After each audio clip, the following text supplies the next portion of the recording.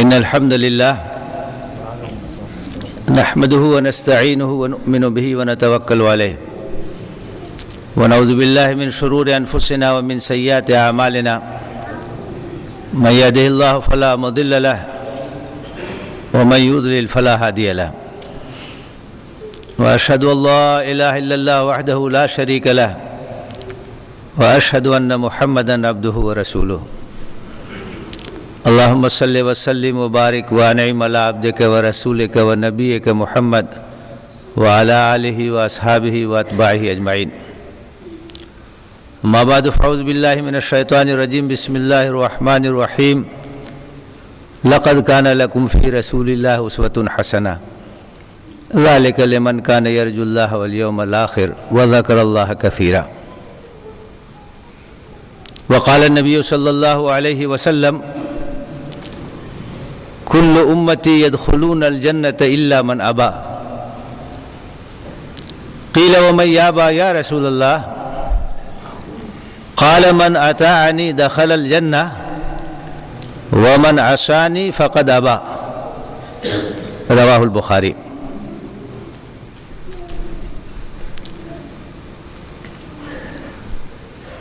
جس نے کبھی ایک حرف نہ سیکھا کالجوں اور اسکولوں سے، دنیا نے جینا سیکھا ہے اس امی کے اصولوں سے۔ وہ تو رحمت بن کے آئے تھے سارے عالم کے لیے، دشمن کو بھی مارا تو مارا ہے پیار کے پھولوں سے۔ صدر محترم جناب عماد الدین صاحب، IMA کے جنرل سیکریٹری جناب احمد علی صاحب، جامعۃ الفلاح کے محتمم تعلیم و تربیت مولانا رحمت اللہ اثری فلاحی صاحب، بزرگوں، بھائیوں اور عزیز نوجوانوں، میرے لیے یہ سعادت کی بات ہے کہ آپ کے سامنے سیرت رسول سے متعلق کچھ گفتگو کرنے کا موقع مل رہا ہے۔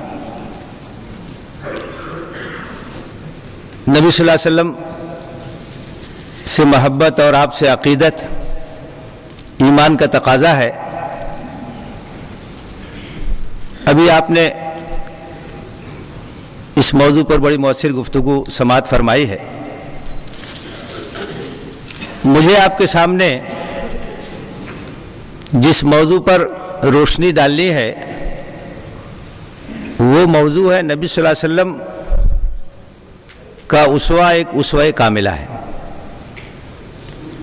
قرآن مجید میں اللہ تعالیٰ نے فرمایا ہے تمہارے لیے رسول خدا کی ذات میں ایک بہترین اسوہ ہے، ایک بہترین نمونہ ہے۔ آپ کی زندگی ہمارے لیے مشعل راہ ہے، ہمارے لیے آئیڈیل ہے، ہمارے لیے روشنی کا ایک معیار ہے۔ اور اس اسوہ حسنہ کی ایک خصوصیت یہ بھی ہے کہ مکمل طور سے محفوظ ہے۔ آپ کی زندگی کا ہر پہلو مستند طریقے سے موجود ہے، محفوظ ہے۔ اس کا سب سے بڑا ذریعہ خود قرآن مجید ہے، جو اللہ کی کتاب ہے اور اپنی اصلی شکل میں موجود ہے اور قیامت تک وہ موجود رہے گا، کیونکہ اس کی حفاظت کا ذمہ خود اللہ تعالیٰ نے لیا۔ حضرت عائشہ صدیقہ رضی اللہ تعالیٰ عنہ سے پوچھا گیا نبی صلی اللہ علیہ وسلم کے اخلاق کے بارے میں، تو انہوں نے کہا کان خلقہ القرآن، کہ نبی صلی اللہ علیہ وسلم کے اخلاق کیا تھے؟ آپ قرآن کی چلتی پھرتی تصویر تھے۔ قرآن میں جو کچھ بتایا گیا آپ نے اپنی عملی زندگی سے اس کو کر کے دکھا دیا۔ کان قرآن یمشی فی الارض، ایک تو اللہ کی کتاب قرآن مجید ہے اور ایک آپ کی سیرت ہے۔ اللہ تعالیٰ نے اپنی کتاب کو بھیجا اور اپنے رسول کے ذریعے سے بھیجا، اور رسول نے اپنی عملی زندگی کے ذریعے سے ہم کو کر کے دکھا دیا کہ قرآن پہ کس طریقے سے عمل کیا جاتا ہے۔ تو تو آپ کی سیرت کا اور آپ کی حیات طیبہ کا سب سے جو اہم ماخذ ہے جاننے کا ذریعہ وہ خود قرآن مجید ہے. اور اس کے بعد پھر آپ کی زندگی کے بارے میں دنیا کی ہر زبان میں کتابیں لکھی گئیں، لکھی جا رہی ہیں اور لکھی جاتی رہیں گی. سیرت پر جتنی کتابیں، آپ کی سیرت پر جتنی کتابیں لکھی گئی ہیں، کسی کی سیرت پہ اتنی کتاب نہیں لکھی گئی ہو. اور یہ سلسلہ مسلسل جاری ہے. تو آپ کی زندگی کا ہر پہلو بالکل روشن ہے، بالکل واضح ہے. جو بھی آپ جاننا چاہیں، آپ کے بچپن کے بارے میں، آپ کی جوانی کے بارے میں، آپ کی گھریلو زندگی کے بارے میں، آپ کی سماجی زندگی کے بارے میں، معاشرتی زندگی کے بارے میں، نبوت سے پہلے کی زندگی، نبوت کے بعد کی زندگی، اور نبوت کے بعد مکی زندگی، اس کے بعد مدنی زندگی. جو چیز آپ جاننا چاہیں، جس حیثیت سے آپ کی سیرت کا مطالعہ کرنا چاہیں، سب بالکل روشنی میں ہے. کوئی چیز ایسی نہیں ہے جو آپ جان نہ سکیں. تو ایک ایسا اسوہ ہے جو اسوہ حسنہ بھی ہے اور اسوہ محفوظہ بھی ہے. محفوظ ہے، مستند ہے. اور اس اسوے کی خصوصیت یہ بھی ہے کہ وہ اسوہ کاملہ ہے. اب کسی رہنما کی ضرورت نہیں. میرے ہادی، میرے رہنما آپ ہیں. ہر حیثیت سے ایک کمپلیٹ آئیڈیل زندگی جو ہوتی ہے وہ آپ کی زندگی ہے، آپ کا اسوہ. جس حیثیت سے آپ دیکھنا چاہیں، آپ ایک باپ کی حیثیت سے دیکھنا چاہیں کہ اولاد سے کیا تعلق ہونا چاہیے، کس طرح سے محبت ہونی چاہیے، کیسے ان کی تربیت ہونی چاہیے، تو نبی صلی اللہ علیہ وسلم کی زندگی دیکھیے. ایک شوہر کی حیثیت سے دیکھنا چاہیں کہ اہل خانہ سے کس طرح کا تعلق ہونا چاہیے اور کس طریقے سے ان کی دیکھ بھال ہونی چاہیے، تو نبی صلی اللہ علیہ وسلم کی زندگی دیکھیے. ایک سربراہ کی حیثیت سے اگر آپ دیکھنا چاہیں، سربراہ مملکت کی حیثیت سے دیکھنا چاہیں، ایک حکومت کے چلانے والے کی حیثیت سے دیکھنا چاہیں، تو آپ کی زندگی میں بہترین رہنمائی ہے. ایک جج کی حیثیت سے، ایک قاضی کی حیثیت سے اگر آپ دیکھنا چاہیں تو آپ کے فیصلوں کو دیکھیے. ایک سپہ سالار کی حیثیت سے دیکھنا چاہیں، جنگ کے میدان میں ایک لیڈر اور ایک قائد کو کس طرح سے قیادت کرنی چاہیے، اس حیثیت سے دیکھنا چاہیں تو آپ کی زندگی ہمارے لیے بہترین نمونہ ہے. ایک داعی کی حیثیت سے، ایک مبلغ کی حیثیت سے اگر دیکھنا چاہیں تو داعی اعظم سے بڑھ کر کے کس کی زندگی ہو سکتی ہے. ایک معلم کی حیثیت سے دیکھنا چاہیں، ایک مدرس کی حیثیت سے دیکھنا چاہیں، ایک مربی کی حیثیت سے دیکھنا چاہیں، ایک مزکی کی حیثیت سے دیکھنا چاہیں تو آپ سے بڑھ کر کے کس کا اسوہ ہو سکتا ہے. جس حیثیت سے دیکھنا چاہیں، جس پہلو سے دیکھنا چاہیں، جس زاویے سے دیکھنا چاہیں، تو اسوہ کاملہ میں کامل رہنمائی موجود ہے. تو آپ کی زندگی نہ صرف یہ کہ آئیڈیل ہے، بلکہ ایک ایسا اسوہ ہے جو کمپلیٹ ہے، مکمل ہے. ہر حیثیت سے اس میں رہنمائی کا سامان موجود ہے اور قیامت تک لوگ اس سے رہنمائی حاصل کرتے رہیں. بس ضرورت اس بات کی ہے کہ ہم صحیح معنی میں آپ کی زندگی سے فائدہ اٹھائیں اور آپ کو اپنا اسوہ بنائیں، اپنا رہنما بنائیں، اپنا نمونہ بنائیں. اور اس بات کو یاد رکھیں کہ یہ ہمارے لیے کامیابی اور ناکامی کا مسئلہ ہے. یہ کوئی غیر اہم چیز نہیں ہے، بلکہ ہماری زندگی کی کامیابی اور اس کی ناکامی کا دار و مدار اسی چیز پر ہے. اللہ کے رسول صلی اللہ علیہ وسلم نے فرمایا، کل امتی یدخلون الجنت الا من ابا. میرے امت کے سب لوگ جنت میں جائیں گے سوائے ان کے جو انکار کریں. آپ دیکھیے، ایک عجیب سی بات معلوم ہوتی ہے. آپ نے جب یہ فرمایا تو صحابہ نے کہا، وَمَن یَأْبَىٰ یا رسول اللہ صلی اللہ علیہ وسلم، اے اللہ کے رسول، جنت میں جانے سے کون انکار کرے گا؟ تو آپ نے فرمایا، من اطاعنی دخل الجنہ ومن عصانی فقد ابا. جو میری اطاعت کرے گا، جو میری پیروی کرے گا، جو میرے نقش قدم پر چلے گا، جو میرے اسوے سے روشنی حاصل کرے گا، وہ جنت میں جائے گا. اور جس نے میری نافرمانی کی، اس نے جنت میں جانے سے انکار کر دیا. جنت میں جانے کا راستہ کیا ہے؟ اللہ کے رسول صلی اللہ علیہ وسلم سے محبت اور آپ کی پیروی. آپ کے نقش قدم پہ چلنا، آپ کی زندگی سے فائدہ اٹھانا، یہی راستہ ہے، اس کے علاوہ کوئی راستہ نہیں ہے۔ تو یہ ہماری زندگی کا سب سے اہم مسئلہ ہے کہ ہم اللہ کے رسول صلی اللہ علیہ وسلم کی زندگی سے فائدہ اٹھائیں اور آپ کے نقش قدم پہ چلنے کی کوشش کریں۔ صرف زبان سے محبت کا دعویٰ نہ ہو، بلکہ ہمارے عمل سے اس کی تصدیق ہو، ہمارے کردار سے اس کی تصدیق ہو، ہماری زندگی سے اس کی شہادت ہو۔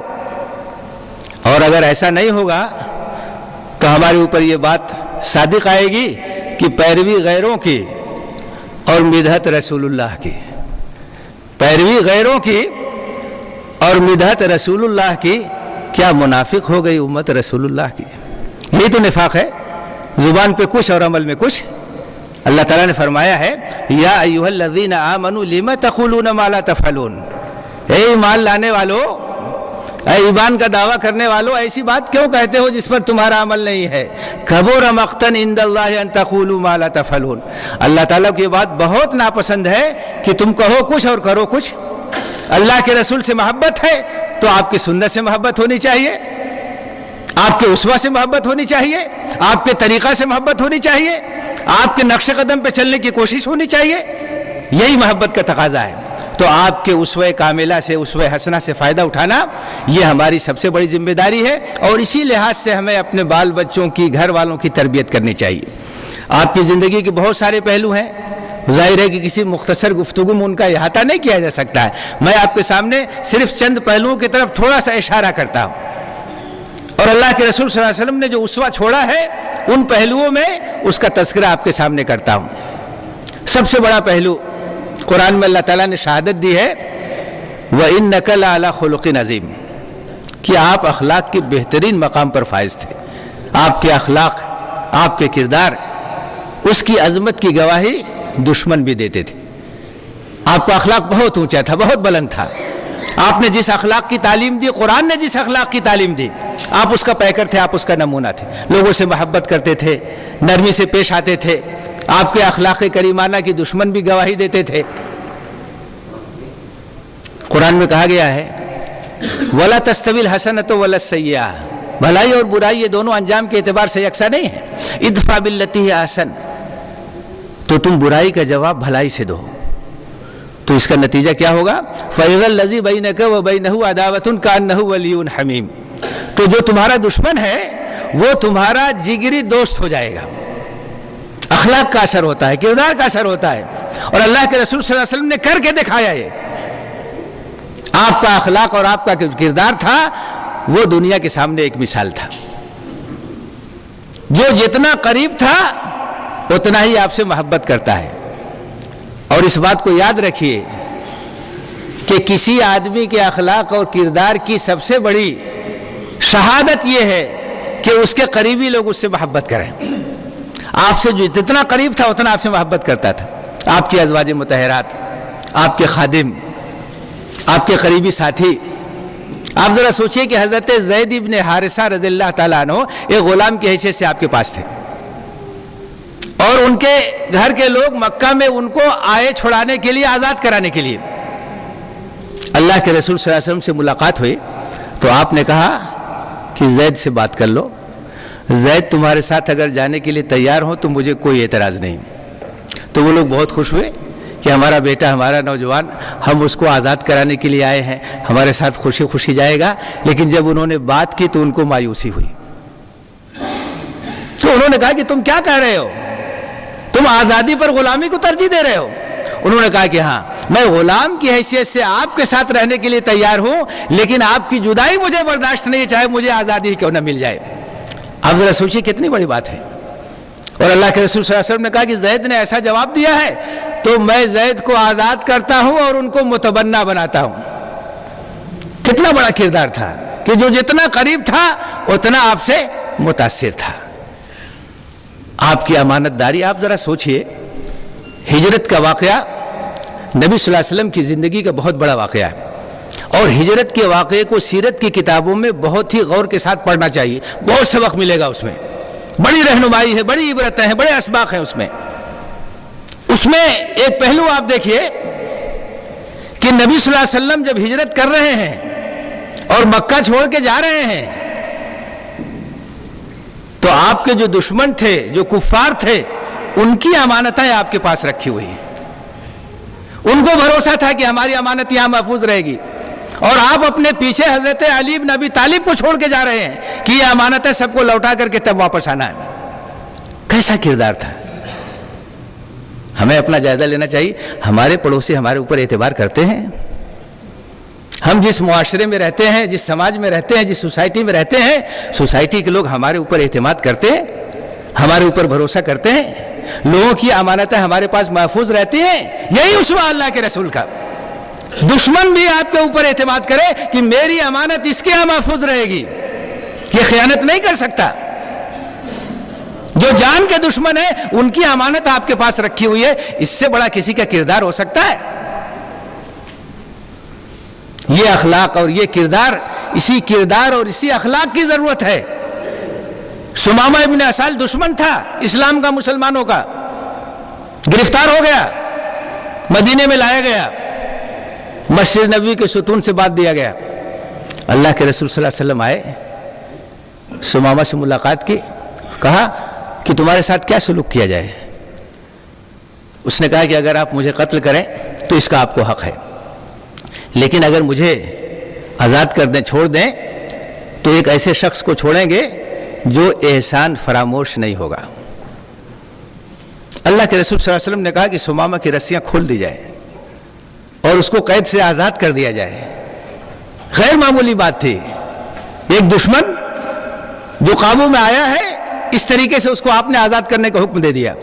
وہ سمامہ مسجد کے باہر گیا، جا کے ایک نخلستان میں اس نے غسل کیا اور دوبارہ مسجد نبوی میں آیا. لوگوں کو حیرانی ہوئی کہ پھر یہ کیوں آ رہا ہے، اور آنے کے بعد اس نے اعلان کیا کہ اشہد ان لا الہ الا اللہ و اشہد ان محمد رسول اللہ. مارا بھی تو اخلاق کی تلوار سے مارا. اسی اخلاق کی آج ضرورت ہے، اسی کردار کی آج ضرورت ہے. اور اللہ کے رسول صلی اللہ علیہ وسلم کا اسوہ ہمارے سامنے، آپ کا نمونہ ہمارے سامنے. یقین جانیے کہ اس کے اندر جو طاقت ہے، اس کے اندر جو قوت ہے، وہ کسی اور ہتھیار کے اندر نہیں ہوتی ہے، وہ کسی اور اسلحے کے اندر نہیں ہوتی ہے. آج یہ اخلاق ہم سے رخصت ہو گیا ہے تو لوگوں کی نگاہ میں ہماری عزت ختم ہو گئی. اسی اخلاق اور اسی کردار کے ذریعے سے لوگوں کے دلوں میں محبت پیدا ہوتی ہے اور لوگوں کے دلوں میں انسان کی عظمت پیدا ہوتی ہے. اللہ کے رسول صلی اللہ علیہ وسلم کا اخلاق ہمارے لیے اسوہ ہے، ہمارے لیے نمونہ ہے. ایک اور پہلو سے دیکھیے، اللہ سے تعلق، اللہ کی عبادت، اللہ کا ذکر، اللہ سے محبت، اللہ کے سامنے رونا، اللہ کے سامنے گر گرانا.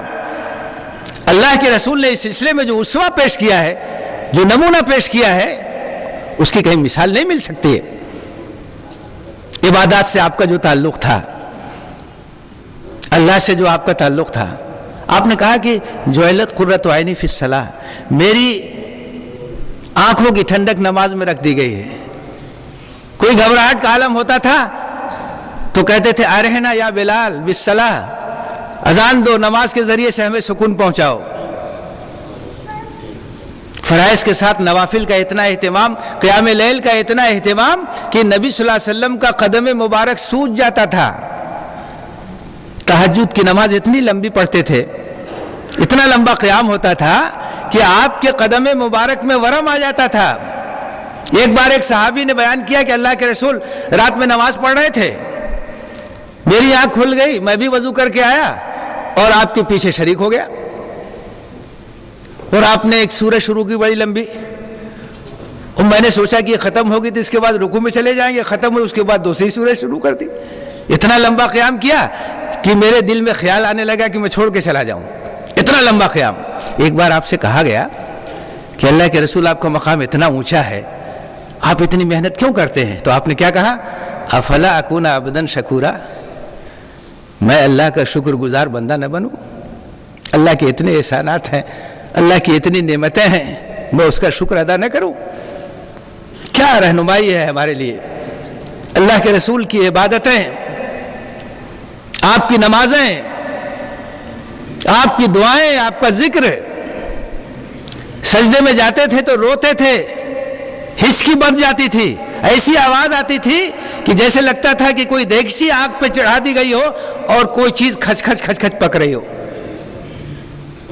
وہی آپ کے صحابہ کے اندر تھا. حضرت ابوبکر صدیق رضی اللہ تعالیٰ عنہ اپنے گھر کے دالان میں صحن میں رات میں نماز پڑھتے تھے تو چھپ کر کے مشرکین مکہ آ کر کے سنتے تھے. ان کے دل میں بڑی نرمی تھی, قرآن پڑھتے تھے تو روتے تھے. یہ آپ کی عبادت ہے. ہماری عبادتوں کا کیا حال ہے؟ اللہ سے ہمارے تعلق کا کیا حال ہے؟ ہماری نمازوں کا کیا حال ہے؟ کتنی محبت ہے اللہ تعالیٰ سے ہمیں؟ فرائض کا ہم کتنا اہتمام کرتے ہیں؟ سنتوں کا ہم کتنا اہتمام کرتے ہیں؟ ابھی آپ نے حدیث سنی کہ اللہ تعالیٰ کو سب سے زیادہ جو عبادت پسند ہے وہ فرائض ہیں, اور فرائض کے بعد نوافل کے ذریعے سے بندہ اللہ سے قریب ہوتا رہتا ہے یہاں تک کہ وہ اللہ کا محبوب بن جاتا ہے.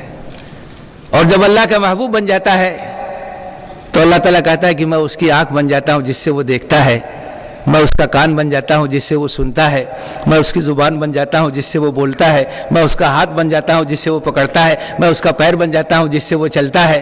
پھر وہ مجھ سے دعا کرتا ہے تو میں اس کی دعا کو قبول کرتا ہوں, اور میری پناہ چاہتا ہے تو میں اس کو اپنی پناہ میں لے لیتا ہوں.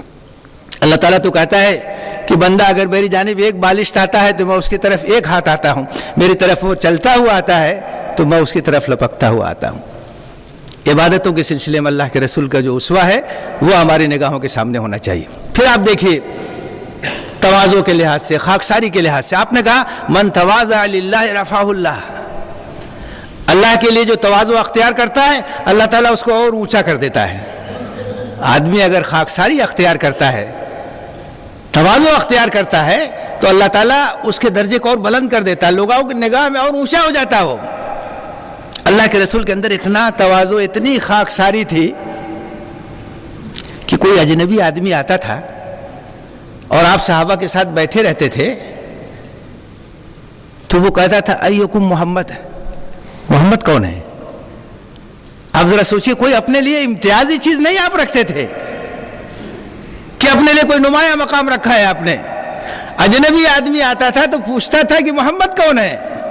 جب آپ ہجرت کر کے پہنچے اور قباء میں آپ ٹھہرے, حضرت ابوبکر آپ کے ساتھ تھے, بہت سے لوگ سمجھ نہیں پا رہے تھے کہ نبی کون ہے. اور جب دھوپ تھوڑا سا آئی اور حضرت ابوبکر نے اپنے کپڑے کے ذریعے سے آپ کے اوپر سایہ کیا تو لوگوں کو احساس ہوا کتنی تواضع تھی, کتنی خاکساری تھی. ایک غزوے میں آپ گئے تو یہ ہوا کہ کھانے کی تیاری کرنی ہے, تو کسی کی ذمہ یہ ہوا کہ وہ جانور کو ذبح کرے گا, گوشت تیار کرے گا. کسی نے کہا کہ میں پکاؤں گا, اللہ کے رسول نے کہا کہ میں لکڑیاں چن کر کے لاؤں گا. تو لوگوں نے کہا نہیں, آپ کیوں تکلیف کریں گے, ہم کافی. آپ نے کہا کہ نہیں, میں اپنے آپ کو نمایاں نہیں رکھنا چاہتا.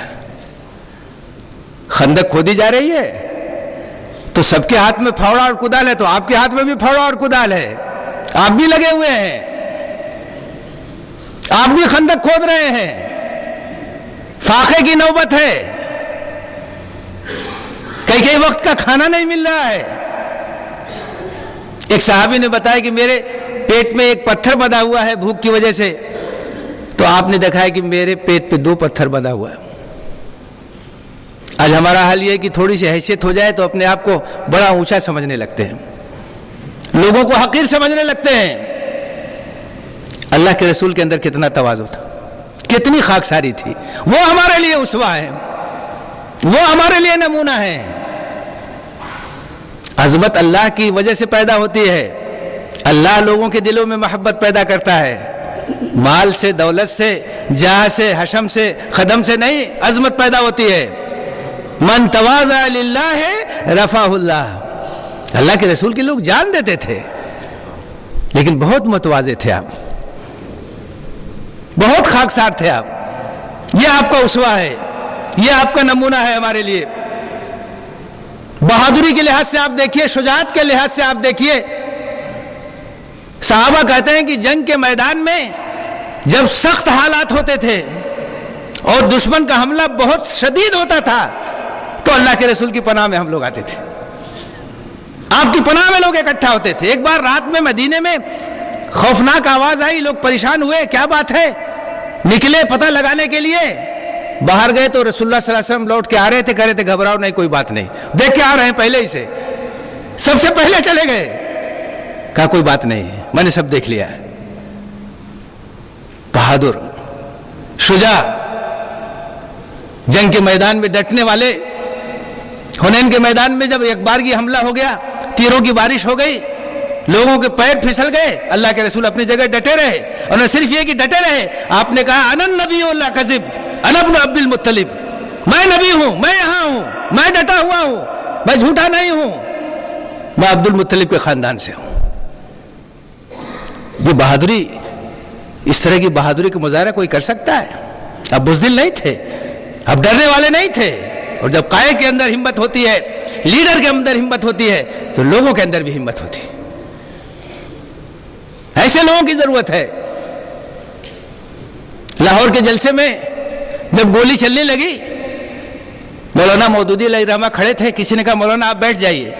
مولانا نے کہا کہ میں اگر بیٹھ جاؤں گا تو کون کھڑا رہے گا؟ آپ ذرا سوچئے، جو اللہ کے رسول سے عقیدت رکھنے والے لوگ ہیں، ان کے اندر بھی اسی طرح سے شجاعت ہوتی ہے، اسی طرح سے بہادری ہوتی ہے. وہ جانتے ہیں کہ موت اور حیات کا فیصلہ زمین پہ نہیں، آسمان پہ ہوتا ہے. اور اللہ تعالیٰ نے اگر زندگی رکھی ہے تو کوئی موت نہیں دے سکتا، اور اللہ تعالیٰ نے اگر موت کا فیصلہ کر دیا تو کوئی بچا نہیں سکتا. بہادر، لیڈر، ثابت قدم رہنے والے.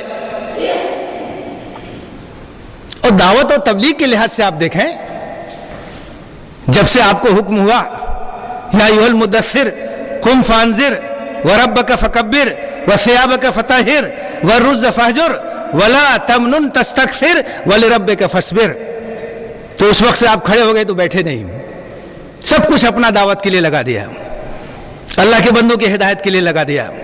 23 سال تک مسلسل کیسے کیسے حالات آئے، لیکن آپ نے اس کام کو نہیں چھوڑا. بیمار ہو، پریشانی کا عالم ہو، کوئی چیز رکاوٹ نہیں بنی. کتنی مشکلات آئیں. مکے میں جن حالات سے آپ گزر رہے تھے اور آپ کے ساتھی گزر رہے تھے، ان حالات میں دعوت کا کام کرنا کوئی آسان کام تھا؟ اور ایک بار جب مشرکین مکہ آپ کے چچا کے پاس آئے، جو آپ کی حمایت کرنے والے تھے، ابو طالب کے پاس آئے، اور انہوں نے بڑا شدید دباؤ ڈالا اور گھبرا گئے ابو طالب بھی. انہوں نے آپ کو بلایا اور کہا کہ دیکھو قوم کے لوگ آئے تھے، ایسی ایسی بات کہہ رہے تھے، بھتیجا میرے اوپر اتنا ہی بوجھ ڈالو جتنا میں اٹھا سکوں. اللہ کے رسول کو محسوس ہوا کہ چچا جان گھبرا گئے ہیں. تو آپ نے کیا کہا کہ اللہ کی قسم، یہ لوگ اگر میرے داہنے ہاتھ میں سورج لا کے رکھ دیں، میرے بائیں ہاتھ میں چاند لا کے رکھ دیں، پھر بھی میں اس کام سے باز نہیں آؤں گا، چاہے اس راستے میں میری جان ہی کیوں نہ چلی جائے. ایسی دعوت، ایسی تڑپ، ایسی کوشش، ایسی حرکت، کتنی بڑی مثال ہے. یہاں تک کہ خود اللہ تعالیٰ نے قرآن مجید میں فرمایا فَلَعَلَّكَ بَاخِعٌ نَفْسَكَ عَلَىٰ آثَارِهِمْ إِن لَّمْ يُؤْمِنُوا بِهَٰذَا الْحَدِيثِ أَسَفًا. ایسا لگتا ہے کہ یہ لوگ اگر ایمان نہیں لائے تو ان کے پیچھے آپ اپنے آپ کو ہلاک کر دیں گے. آپ کی ذمہ داری صرف پہنچانا ہے. یہ ایک داعی کا نمونہ ہے، اللہ کے پیغام کو پہنچانے کے لیے ہر طرح کی قربانی دینے کا ایک نمونہ ہے. ہم کتنی کوشش کر رہے ہیں اللہ کے پیغام کو پہنچانے کے لیے؟ ہمارے دلوں میں کتنی تڑپ ہے، ہم اپنا کتنا وقت لگا رہے ہیں، کتنی صلاحیت لگا رہے ہیں. کیا ہماری ذمہ داری یہ نہیں ہے؟ امت مسلمہ کے ایک ایک فرد کی ذمہ داری ہے. کلکم رائن و کلکم مسئولون عن رعیتہ یوم القیامہ. تم میں کا ہر شخص نگراں ہے، اور اس نگرانی کے بارے میں قیامت کے دن تم سے پوچھا جائے گا. اللہ تعالیٰ نے فرمایا کنتم خیر امت اخرجت للناس، تم بہترین امت ہو جس کو لوگوں کے لیے اٹھایا گیا ہے. تمہیں اپنے لیے نہیں جینا ہے، انسانوں کے لیے جینا ہے. اللہ کے پیغام کو اللہ کے بندوں تک پہنچانا ہے، دعوت کا کام کرنا ہے، تبلیغ کا کام کرنا ہے. آپ نے فرمایا بلغوا انی ولو آیۃ، پہنچاؤ چاہے ایک آیت ہی کیوں نہ ہو، اللہ کا ایک ارشاد ہی کیوں نہ ہو. کتنی تڑپ ہے ہمارے اندر، کتنا ہم وقت دیتے ہیں، کتنی ہم صلاحیت لگاتے ہیں. اللہ کے رسول صلی اللہ علیہ وسلم اسوہ ہیں، ہر پہلو سے ہمارے لیے نمونہ ہے. اور آپ کی زندگی کے ہر پہلو کو ہمیں اپنے نگاہوں کے سامنے رکھنا ہے اور جائزہ لینا ہے کہ آپ کیا تھے اور ہم کیا ہیں. اور آپ کے راستے پر کس طریقے سے ہم چل رہے ہیں، کس طریقے سے آپ نے صبر کیا، کس طریقے سے آپ نے برداشت کیا، کتنی تکلیفیں آپ کو دی گئی، آپ کے ساتھیوں کو دی گئی، لیکن صبر کے ساتھ، تحمل کے ساتھ، برداشت کے ساتھ آپ کام کرتے رہے، راستہ کبھی آپ نے چھوڑا نہیں۔ تھوڑی سی مصیبت آئے تو ہم گھبرا جاتے ہیں، تھوڑی سی قربانی اگر دینی پڑے تو ہمارے پیر پیچھے ہٹ جاتے ہیں۔ کیا اللہ کے رسول کی زندگی میں ہمارے لیے اسوہ نہیں ہے، ہمارے لیے نمونہ نہیں ہے؟ لقد کان لکم فی رسول اللہ اسوۃ حسنہ، رسول خدا کی زندگی میں تمہارے لیے بہترین نمونہ ہے۔ گھر والوں کے ساتھ کتنے مہربان تھے آپ نے کہا خیرکم خیرکم لأہلہ وانا خیرکم لأہلی، تم میں بہترین لوگ وہ ہیں جو اپنے گھر والوں کے ساتھ اچھے ہو، مجھے دیکھو میں گھر والوں کے ساتھ کیسا سلوک کرتا ہوں، ہم اپنے گھر والوں کے ساتھ کیسا سلوک کرتے ہیں، ہم ان کا حق کتنا ادا کرتے ہیں؟ تو میرے بھائیوں، میرے بزرگوں، میرے دوستوں، اللہ کے رسول کو ہمیں اپنا آئیڈیل بنانا چاہیے، نوجوانوں کو اپنا آئیڈیل بنانا چاہیے، اپنا نمونہ بنانا چاہیے، اور آپ کی سیرت کا مطالعہ اس پہلو سے کرنا چاہیے کہ ایک ایک چیپٹر کو پڑھیں، اپنا جائزہ لیں، اپنا احتساب کریں، اور اس راستے پہ چلنے کی کوشش کریں، اللہ سے دعا کریں، اللہ سے توفیق مانگیں کہ اللہ ان کے نقش قدم پہ چلنے کی ہمیں توفیق دے۔ یہی راہ نجات، اس کے علاوہ کوئی راستہ نہیں۔ یہ زندگی مختصر ہے، ختم ہو جائے گی، جو کچھ ہمارے ساتھ جانے والی چیز ہے وہ ہمارے اعمال صالح، ہماری نیکیاں ہیں، اور کوئی چیز ساتھ جانے والی نہیں۔ اللہ کے رسول کو آئیڈیل بنائیے، اس دنیا میں بھی سکون ملے گا، اور اس دنیا کے بعد جو زندگی ہے وہ بھی کامیاب ہوگی اور وہ بھی کامران ہوگی۔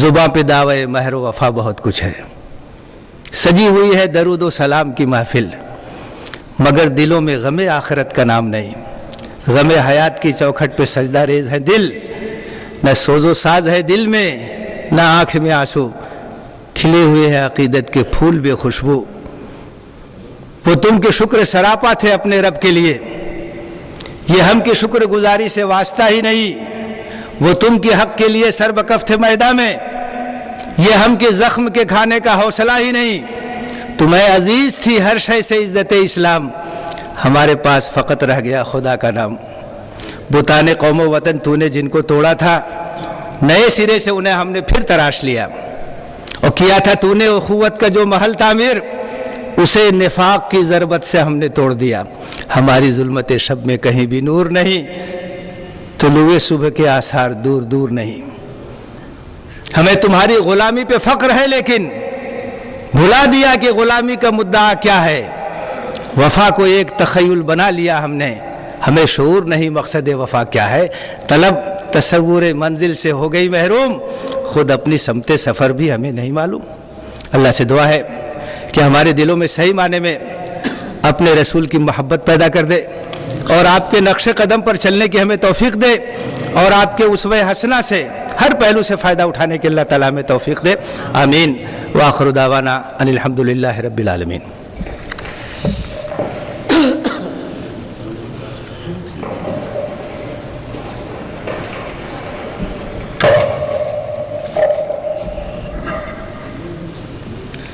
شکریہ محترم جناب،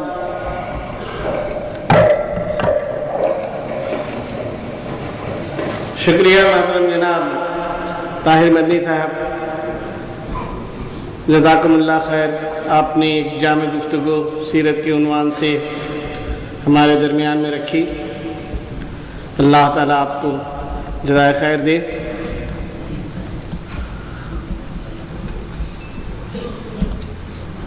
اس کے بعد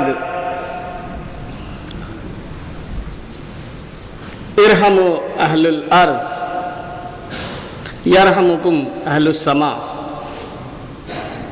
کہ تم زمین والوں پر رحم کرو، آسمان والا تم پہ رحم کرے گا۔ کون تپتا ہوا جھلسا ہوا وطن دیکھے ہے، کون رشتے ہوئے زخموں کی جلن دیکھے ہے، کون سنتا ہے سسکتی ہوئی آہوں کی صدا، کون مظلوم کے سانسوں کی جلن دیکھے ہے۔ میں جناب مشتاق مہندی صاحب سے گزارش کرتا ہوں کہ مظفر نگر کے فساد زدگان کے سلسلے میں جماعت اسلامی نے ریلیف کے لیے جو بھی پیش قدمی کی ہے اس کی تفصیلات ہمارے درمیان میں رکھیں۔ جناب مشتاق مہندی صاحب۔